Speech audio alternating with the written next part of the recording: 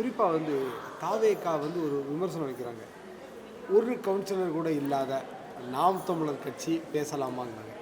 ஏன்னா இதுக்கு பதில் சொல்ல வேண்டிய ஆளை நீங்கள் இருப்பீங்கிறதுனால கேட்குறேன். எப்படி எப்படி பார்க்குறீங்க? அதை பற்றி என்னக்கா நினைக்கிறீங்க? நமக்கு வந்து இப்போது 6 கவுன்சிலர் இருக்காங்க. எனக்கு தெரிஞ்சு 6 கவுன்சிலர் இருக்காங்க. என்னென்னா அது வெளியே ரொம்ப தெரியலை அப்படிங்கிறது தான் உண்மை.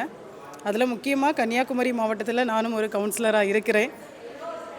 நாம் தமிழர் கட்சியில் கவுன்சிலராக இருக்கிறேன் அப்படிங்கிறதே மிகப்பெரிய ஒரு மகிழ்ச்சி. ஏன்னா கரைப்படாத ஒரு கட்சி உண்மைதானே. எல்லா கட்சியிலையும் பார்த்திங்கன்னா கமிஷன் ஒன்றும் இல்லைன்னா கமிஷனுங்கிற ஒரு கரையாவது இருக்குது. அது எதுவுமே இல்லாத முழுக்க முழுக்க மக்களுக்காக மக்கள் பணி செய்யணும், ஒரு அரசியல் மாற்றத்தை உருவாக்கணும் அப்படிங்கிற ஒரு ஆசையோடு இருக்கக்கூடிய ஒரு கட்சி.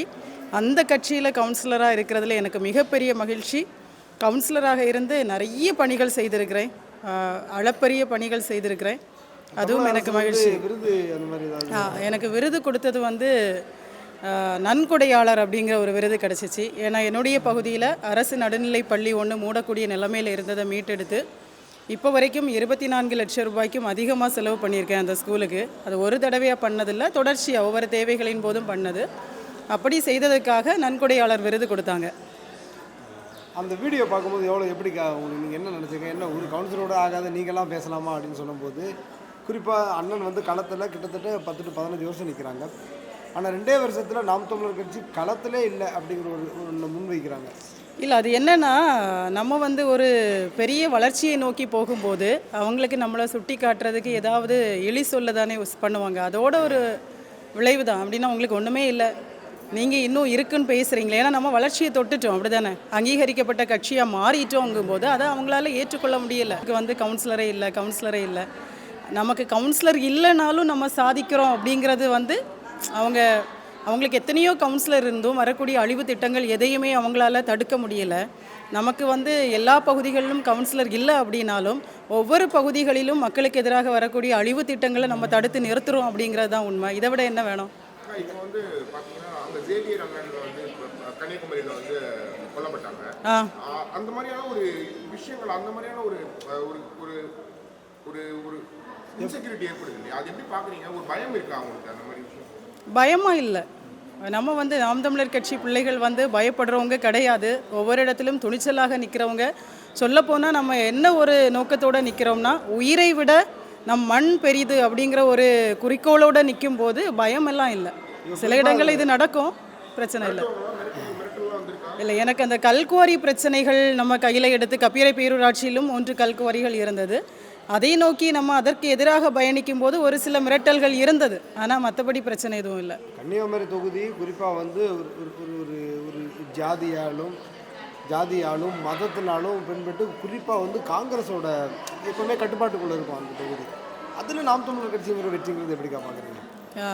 என்னன்னா வந்து கன்னியாகுமரி மாவட்டத்தில் ஜாதி வந்து பெருசாக கிடையாது, முழுக்க முழுக்க மத அரசியல். அங்கே எப்படின்னா கிறிஸ்தவர்கள், இந்துக்கள், அப்படி அந்த இஸ்லாமியர்கள். அப்போ இஸ்லாமியர்கள் கிறிஸ்தவர்களை ஒரு சிறுபான்மையாக காட்டுறாங்க. அப்போ என்னென்னா வந்து இவங்க எல்லாரும் சில இடங்களில் வந்து பிரச்சனைகள் இருக்கும்ல, ஒரு சர்ச்சு கட்டும்போது பிரச்சனைகள் வரும். உடனே எப்படின்னா பிஜேபி வந்துடக்கூடாது, அந்த ஒரு நோக்கம், நம்ம கிறிஸ்தவர்களை பாதுகாக்கணும் அப்படிங்கிற ஒரு நோக்கத்தில் முழுக்க வந்து என்ன தவறுகள் நடந்தாலும் எல்லாருக்கும் தெரியும். இப்போ திமுக காங்கிரஸ் கூட்டணி தான் அங்கே எப்பவும் வெற்றி பெறுது. திமுக காங்கிரஸ் கூட்டணினா இன்றைக்கி வீதிதோறும் மதுக்கடைகள், இளைஞர்களுடைய வாழ்க்கைகள் எல்லாம் சீரழிது, பள்ளி பிள்ளைகளுடைய வாழ்க்கைகள் சீரழிது, எல்லாருக்கும் புலம்பல் இருக்குது. ஆனாலும் கடைசியில் வந்து இந்த பிஜேபி வந்துடும் அப்படிங்கிற ஒரு சித்தாந்தத்தை முன் வச்சு பயந்து தான் வந்து காங்கிரஸுக்கு வாக்கு செலுத்துகிறாங்க. ஆனால் இப்போது நம்ம அந்த களத்தில் பயணிக்கும் பொழுது நிறைய பேர் மாற்றத்தை விரும்புகிறவங்க சரியானவங்க நம்ம அப்படிங்கிறத வந்து அவங்க நம்ப வைக்கிறது தான் நம்மளுடைய கடமை. அதை செஞ்சுட்டோன்னா மாற்றம் வந்துடும். இப்போ வந்து அடுத்த சட்டமன்ற வேட்பாளராக நிற்கிறீங்க, எப்படி இருக்குது? 2வது பொறுப்பு அண்ணன் சீமான் அவர்கள் உங்களுக்கு என்னைக்கு சீமான் அவர்கள் சொல்லியிருக்காங்களா, ஒரு கவுன்சிலர் போது நாங்கள் யாரும் காட்டுவோம் அடிக்கடி சீமான் அவர்கள் மேடையில் சொல்கிறது உண்டு, அது நீங்கள் செஞ்சு காமிச்சிருக்கீங்க. சீமான் அவர்கள் உங்களை என்னைக்கு பாராட்டியிருக்காரா, ஏதாவது சொல்லியிருக்காரா? இல்லை, நான் ஒரு சூழலில் அண்ணாக்கு நான் அப்படி ரொம்ப அண்ணாக்கிட்ட நெருங்கி போனதில்லை. ஒரு சூழலில் அண்ணாக்கு நான் குரல் பதிவு அனுப்பினப்போ சொன்னாங்க, உங்களை மாதிரி ஒரு ஆளுமைகள் உருவாகி வர்றது வந்து மிகப்பெரிய விஷயம் அப்படின்னு சொல்லிட்டு அண்ணா என்ன பாராட்டினாங்க. மற்றபடி பார்த்தீங்கன்னா கேள்வியை மறந்துட்டேன். சரியா? இல்லை, அதுதான் வந்து வேறு ஏதாவது பாராட்டுகளோ இல்லை நேர்மை அண்ணன் வந்து உங்களுக்கு ஃபோன் பண்ணி ஏதாவது சொல்லிருக்காங்களா அந்த மாதிரி? இல்லை, எந்த குரல் பதிவில் சொன்னது தான். இப்போ அடுத்து சட்டமன்ற வேட்பாளராக நிற்கிறீங்க, எப்படி இருக்கு? மேலும் ஒரு கூடுதல் பொறுப்பு. நீங்கள் உங்கள் ஏரியாவில் செஞ்சதே இன்னும் பெருசாக செய்வீங்கன்ற எதிர்பார்ப்பு வந்து மக்களிடையே இருக்குன்னு நிறைய பேர் சொன்னாங்க. அதை எப்படி பார்க்கலாம்? இது வந்து உண்மையாகவே மிகப்பெரிய பொறுப்பு. நான் எதிர்பார்க்கல. ஒரு கவுன்சிலர் அப்படிங்கும்போது ஒரு பெரிய வளர்ச்சியை வந்து நான் உண்மையாகவே விரும்பலை. நான் எப்படி எதிர்பார்த்தேன் அப்படின்னா, இன்றைக்கி கவுன்சிலர் அப்படின்னா எப்படியாவது பேரூராட்சி தலைவர் ஆகணும் அப்படிங்கிற ஒரு எண்ணம் இருந்ததே தவிர, எம்எல்ஏ கேண்டிடேட் அப்படிங்கிறது எதிர்பார்க்காம அண்ணா எனக்கு நம்பி கொடுத்தது. அதை நோக்கி பயணிக்கிறேன்.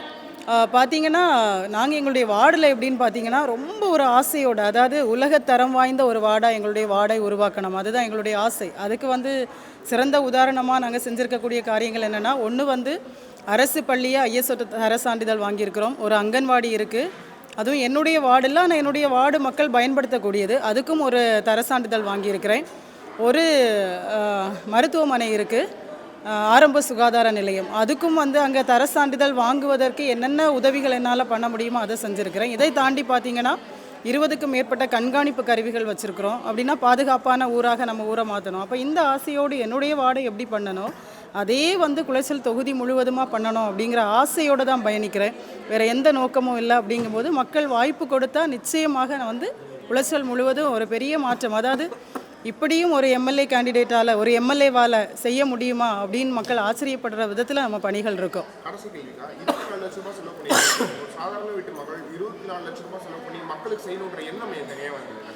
இல்லை, அது என்ன அப்படின்னா வந்து இன்றைக்கி என்னுடைய பிள்ளைகளை ஐஎஸ்ஓ விடை தவறு, என்னுடைய பிள்ளைகளை இன்டர்நேஷ்னல் ஸ்கூலில் அனுப்பக்கூடிய வசதி எனக்கு இருக்குது. ஆனால் நாங்கள் எப்படி சிந்தித்தோம்னா, இன்றைக்கி நீங்கள் மற்ற பகுதிகள் எனக்கு சரியாக தெரியலை, ஆனால் நான் நினைக்கிறேன் தமிழ்நாடு முழுவதும் அப்படி தான் இருக்குது. அதாவது பக்கத்து வீட்டில் உள்ளவங்க பெரிய ஸ்கூலுக்கு அனுப்புனாங்க அப்படின்னா, வசதி இல்லாதவங்களும் நம்முடைய பிள்ளைகளை அங்கே அனுப்ப வேண்டிய கட்டாயத்துக்கு தள்ளப்படுறாங்க. அப்போ என்ன ஆகுதுன்னா, குடும்பங்கள் வந்து பிள்ளைகள் பிறந்ததுலேருந்து பள்ளிக்கு அனுப்புகிற நேரமே கடன் சுமை அதிகமாகுது. அதுக்கப்புறம் வந்து உயர்கல்வி, திருமணம் எல்லாத்துக்குமே செலவு தானே. அப்போ நம்ம ஒரு தவறான உதாரணமாக இருக்கக்கூடாதுங்கிற முடிவுக்கு வந்தோம். அதனால் என்னுடைய பிள்ளைகளையும் அதே அரசு பள்ளியில் படிக்க வைக்கிறேன். ஆமாம், என்னுடைய பிள்ளைகளை அதே அரசு பள்ளிகளில் படிக்க வைக்கிறேன். என்னுடைய பிள்ளைகளுக்கு நான் வெளியே செலவு பண்ணால் இந்த லட்சமெல்லாம் செலவு பண்ணியிருப்பேன் தானே. அதை மனசார அந்த ஸ்கூலில் பண்ணும்போது அடித்தட்டு மக்கள் அங்கே சகல வசதியோடையும் என்னுடைய பிள்ளைகளோடையும், என் பிள்ளைகளுக்கு என்னென்ன செய்யணும்னு ஆசைப்படுறனோ அது எல்லாமே அந்த பிள்ளைகளுக்கும் கிடைக்கக்கூடிய ஒரு வசதியை உருவாக்கி இருக்கிறேன். மிகுந்த மகிழ்ச்சி. எனக்கு ஒரு நம்பிக்கை என்னென்னா, நம்ம இப்படி இந்த பிள்ளைகளுக்கு செய்யும்போது நம்ம பிள்ளைங்க தானே வளருவாங்க, கடவுள் அவங்கள நல்லா வைப்பாங்க. அதான் உண்மை. நல்ல எண்ணங்கள் வெற்றி பெற வாழ்த்துக்கள்.